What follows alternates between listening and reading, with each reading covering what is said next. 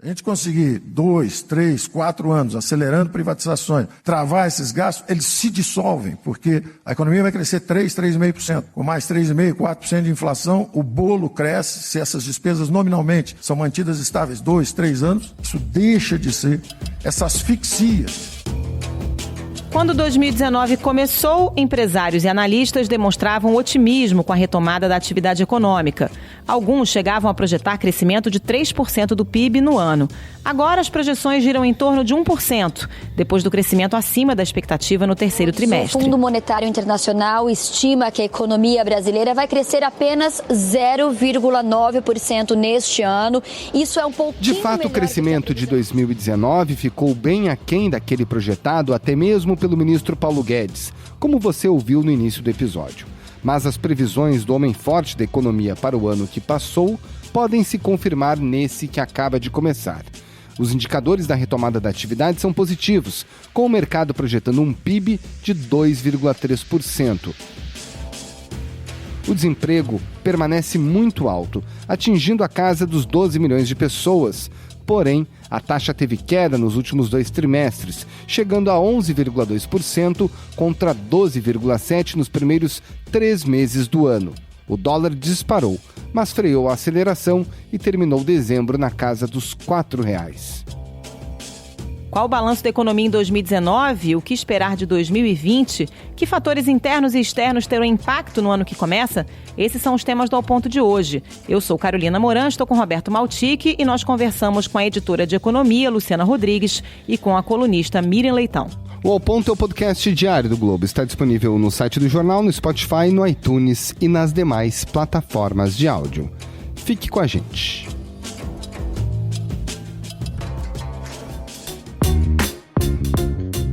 Miriam Leitão, efetivamente o ano passado, de 2019, começou com um governo que se propôs a ser liberal na economia e que continua se propondo agora, em 2020, a ser da mesma forma.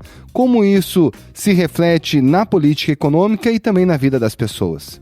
Na verdade, o governo se proclamou liberal, o presidente não é liberal, nunca foi na vida dele, ele sempre foi muito intervencionista e toda proposta que ele faz de economia, ele intervém ele faz proposta de intervenção.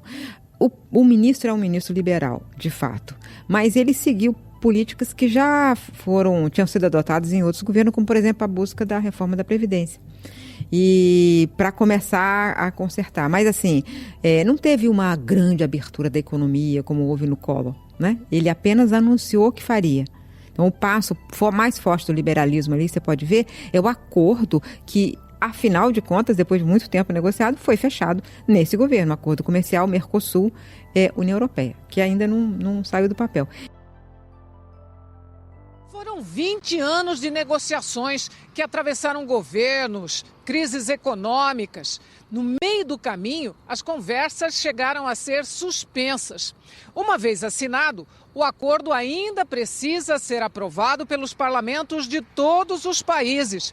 Por isso, deve ser totalmente implementado em 2 anos. Então, assim, a ideia do liberalismo mesmo, você não viu privatizações, você não viu tudo aquilo que o ministro Paulo Guedes prometeu. Muita coisa ficou na promessa, né? Se a gente fizer um balanço de 2019, o que dá para dizer que o ministro Paulo Guedes entregou e o que ele não entregou, Luciana Rodrigues?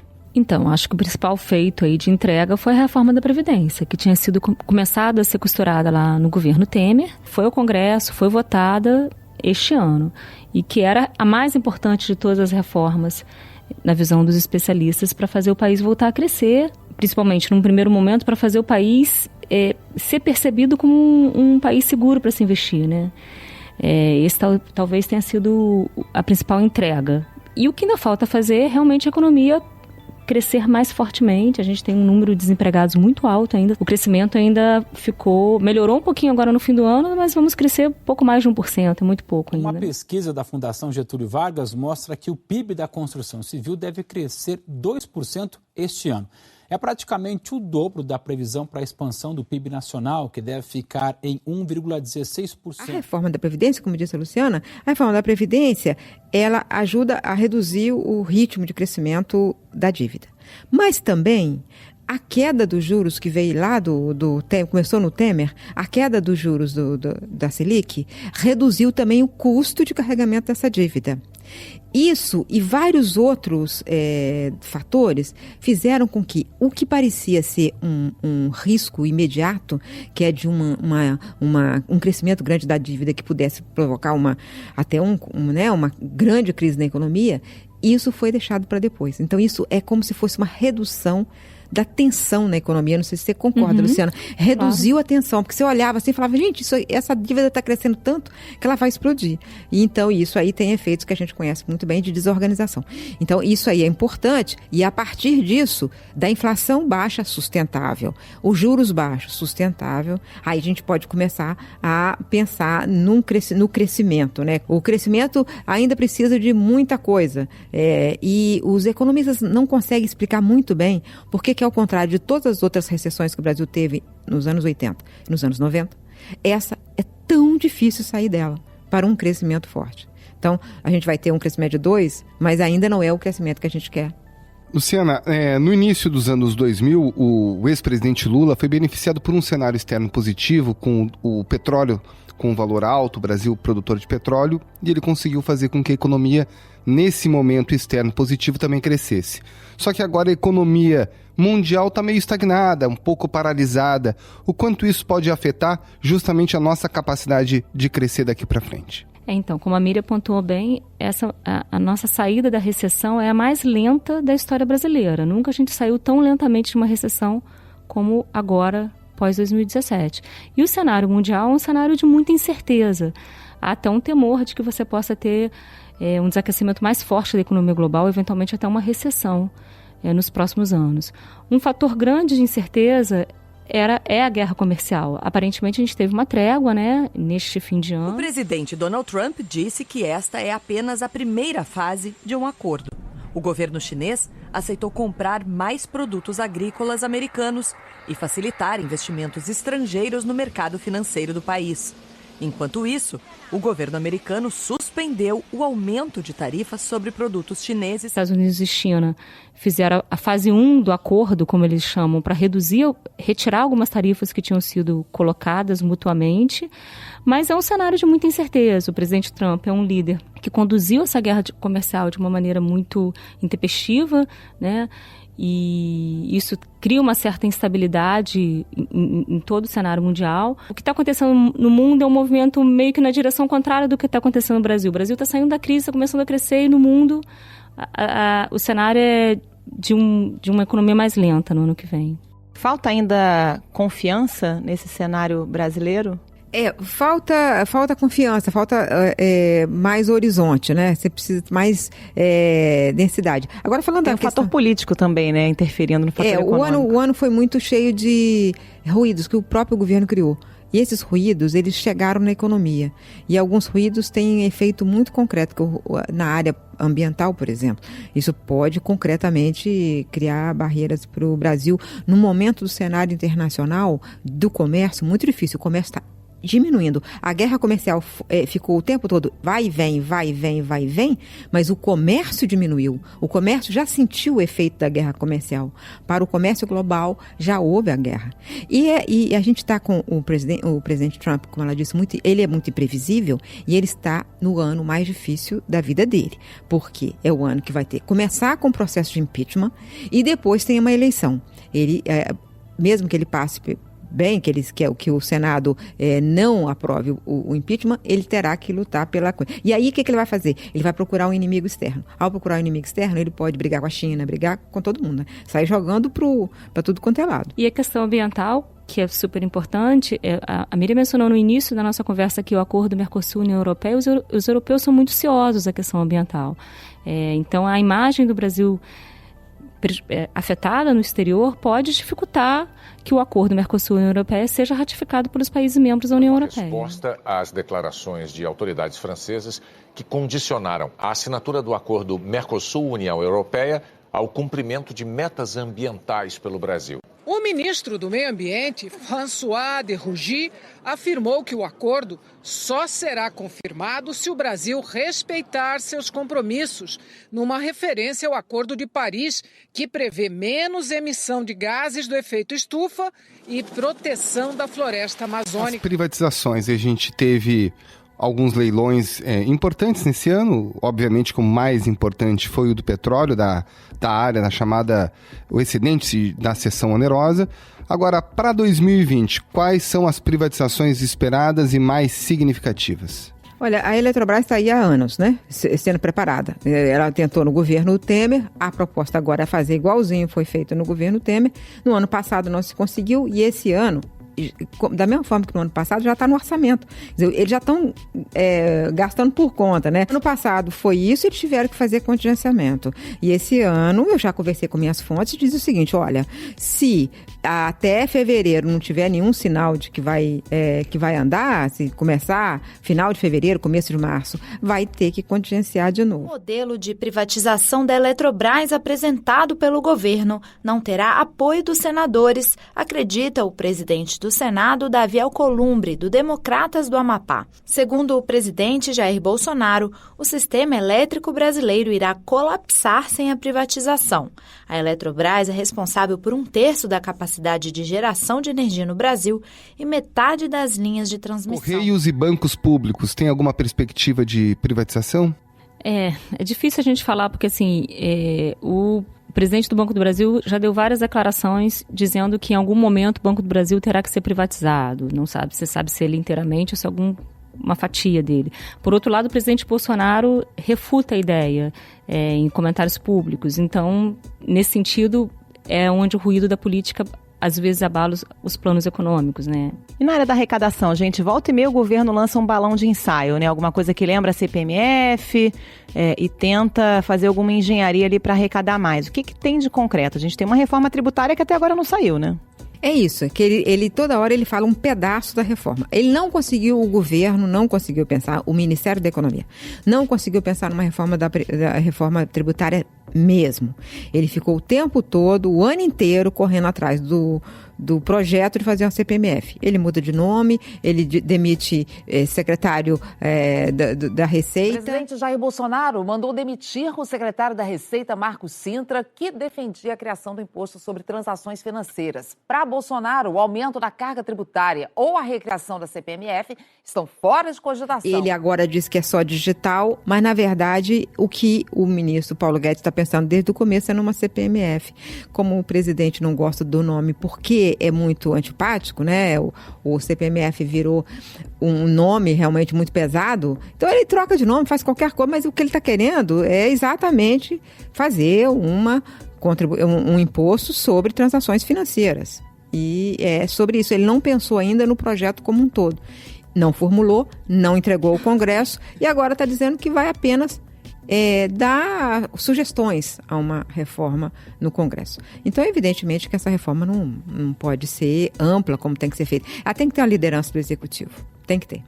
Por que é tão difícil, Luciana, aprovar a reforma tributária? Eu lembro de reforma tributária a gente discutindo final dos anos 90, início dos anos 2000, Germano Rigoto, Antônio Palocci, enfim, Bernard Api, que hoje é o líder desse projeto que está na Câmara. O que acontece?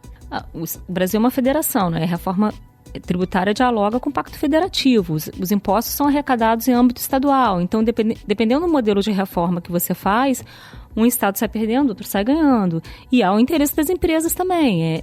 A gente tem muito imposto em cascata. Se você tenta simplificar esse sistema, algumas não têm compensação desses impostos em cascatas. Ou seja, são vários interesses envolvidos, o que torna o quadro mais complexo. E como disse a Mira, se além disso você não tem um protagonismo do executivo aí buscando uma solução de consenso, fica muito difícil você chegar a um projeto que vá adiante. Tem os novos desafios da economia digital, que ninguém sabe exatamente como tributar. Todo mundo, até cada um de nós que está aqui nesse podcast, pensa assim, eu quero uma reforma da Previdência, eu quero uma reforma tributária para pagar menos impostos. É natural, porque a gente paga imposto demais. E não vai poder ser. Então, você tem que fazer uma reforma para tornar mais fácil pagar, mais simples pagar, menos complicado esse manicômio tributário brasileiro. Mas não pode perder a arrecadação, esse é que é o ponto. O ministro Paulo Guedes mandou ao Congresso, ainda no segundo semestre, um pacote com várias reformas administrativas, reformas que impactam o orçamento, mas parece que nenhuma delas tem alguma previsão de andar. 2020 é um ano para essas outras reformas também andarem? Essas outras reformas ninguém sabe o que é exatamente, porque ele mandou 3 PECs, é uma penca de PEC, e eu tenho conversado com economistas que têm analisado uma por uma, tem superposição, coisa que está numa PEC e está na outra PEC, tem coisas que estão mal redigidas, que podem dar interpretação errada, tem gente e na querendo... economia, quando é mal redigido e se é aprovado... Olha, vira judicialização. Vira judicialização, que é tudo que a gente não precisa mais, né, no Brasil. Faltou ali uma casa civil. Faltou uma casa civil, que a casa civil normalmente ela pega essas propostas, fala, não, vem cá, isso aqui dá certo, isso aqui não dá certo, isso aqui é melhor tal coisa, eu conversando com... Então, esse aqui é o problema de não ter uma articulação direito com o Congresso também, né? Na avaliação de vocês, qual deveria ser a prioridade para 2020? Eu acho que, em linhas gerais, há uma visão um pouco mais otimista em termos de nível de atividade econômica, de confiança dos consumidores. Você teve algumas medidas pontuais que deram um ânimo aí, né? Liberação de FGTS nesse fim de ano. Mas talvez ainda falte aquilo que Miriam mencionou, você também perguntou, né, Carol? A confiança no longo prazo aí, né? Projetos mais de longo prazo. Então, o que se vê é um cenário de um crescimento um pouco maior, desemprego caindo um pouquinho, mas uma melhora ainda muito gradual. Meio voo de galinha ainda, né? Meio voo de galinha. O problema todo, Carol e Maltic, é o seguinte, é que vai melhorar um pouquinho e a gente pode perder o ânimo de fazer reforma, porque o Brasil faz reforma quando está com muito medo do futuro, né? Mas tem uma outra coisa, acho que está faltando... os planejadores e tal, pensar de uma forma mais ampla sobre o que realmente está machucando o Brasil. O que está machucando o Brasil é o desemprego.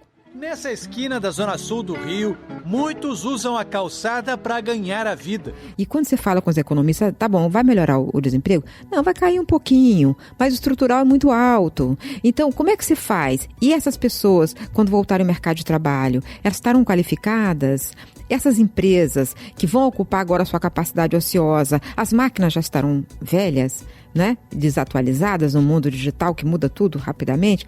Então, nós estamos precisando de um olhar realmente mais profundo para isso. Nós temos que recuperar. Primeiro, nós temos que pensar em como incluir trabalhadores no mercado de trabalho. Como é que aumenta o emprego? Isso é o desafio de todas as economias do mundo. Mas no Brasil a gente tem um problema a mais. E os estados, gente? Porque os estados ficaram à margem da reforma da Previdência, no entanto... Teve uma proposta paralela e muitos deles estão quebrados. A gente pode falar do Rio de Janeiro, dos de sempre, Minas Gerais, Rio Grande do Sul. No caso do Rio, o município também, né? A prefeitura da capital também quebrada. Nem se fala. O que a gente pode projetar sobre a saúde financeira dos estados, o que é tão importante para toda a economia, né?